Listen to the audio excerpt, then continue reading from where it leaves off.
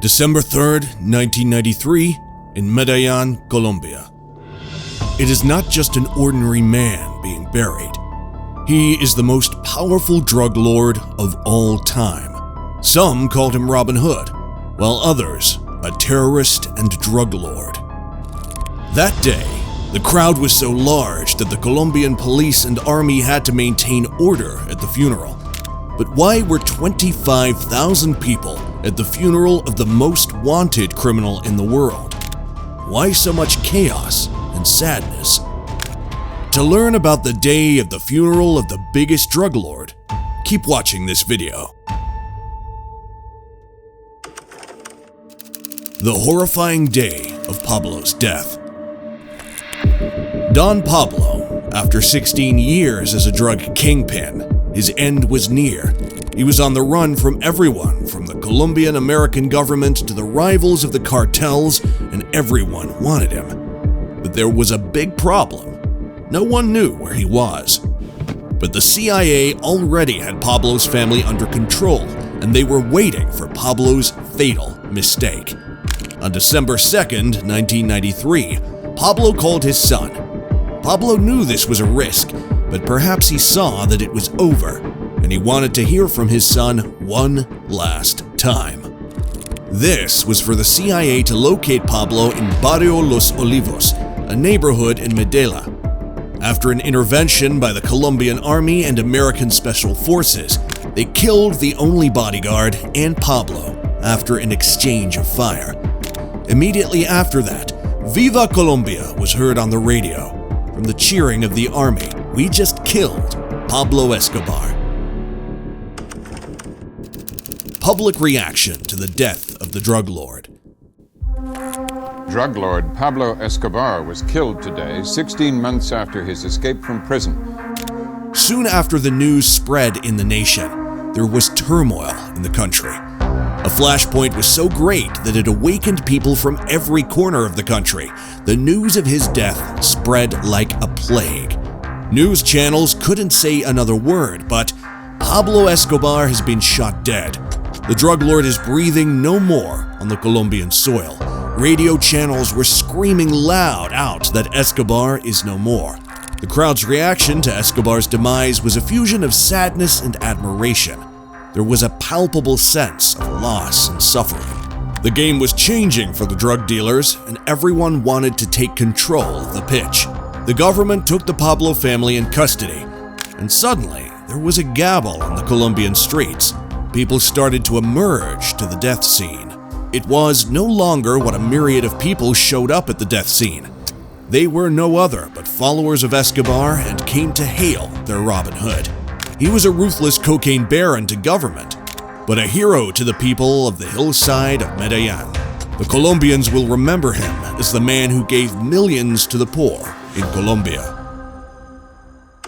The funeral day. A large number of people arrived at the funeral, and Pablo's family and friends were also there to pay their last tribute. Some were saddened by the loss of their Robin Hood. Others were relieved that Escobar could no longer carry out his criminal activities. The mourners wore t-shirts with pictures of Pablo Escobar, and some carried signs like, "Pablo, you will always be with us," and "Long live Pablo Escobar." Reports say that the crowd was so big that the drug lord's family couldn't open the car doors that took them to the funeral, and they had to turn around and miss the funeral. The drug lord family mourned him in silence and fear. The death of Pablo Escobar had a major effect on his family and friends, who were not only grieving his loss, but also feeling the effects of the media spotlight that surrounded the news of his death. After he died, his body was taken to a local morgue in Medellín, Colombia. After paying their respects to the fallen drug lord, Escobar's family fled the scene as reporters and their enemies surrounded the funeral. The funeral was held at the Jardines Montesacro Cemetery in Medellín 2 days after his death. Thousands mourned that horrifying day, saying their last goodbyes. The authorities tried to maintain order, but they couldn't stop those outraged mourners. After stopping the crowd, they fought back and went to the funeral. But the burial was carried out with such urgency that the priest tried to say some prayers but eventually couldn't perform them due to the push and pressure from the crowd. His family faced many problems: fear of the enemy, pressure from the government, and accusations from the reporters.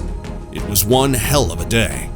When the reporters ambushed the family, Escobar's son uttered in anguish, "We are just going through a lot and trying to make our lives normal. For my mother, my sister Manuela, and me, the past 24 hours had been the most intense hours of our lives. Not only did we have to deal with the terrible pain of losing the family head in such a violent way, but the funeral was even worse. This day changed so much. Some lost their family head, some lost their hero, while others got rid of the most notorious criminal on earth." What do Colombians think of the legend? Pablo Escobar was a controversial and polarizing figure in Colombia. People there have different ideas about it. Some admire Escobar as a Robin Hood-like figure who used his power and wealth to help the underprivileged and oppressed of his community. Some Colombians despise him for being a violent and immoral drug dealer who was involved in criminal activities. Many of the Colombians say that Pablo is a black story for the country, like Hitler for the Germans. Some say Colombian passports are looked at the airport more than necessary because of the name of the country, and this irritates them. Since his untimely death in 1993, opinion has been divided over whether he should be remembered as a folk hero or a horror story. What do you think? Does Pablo Escobar deserve so much attention even today? Write to us in the comments.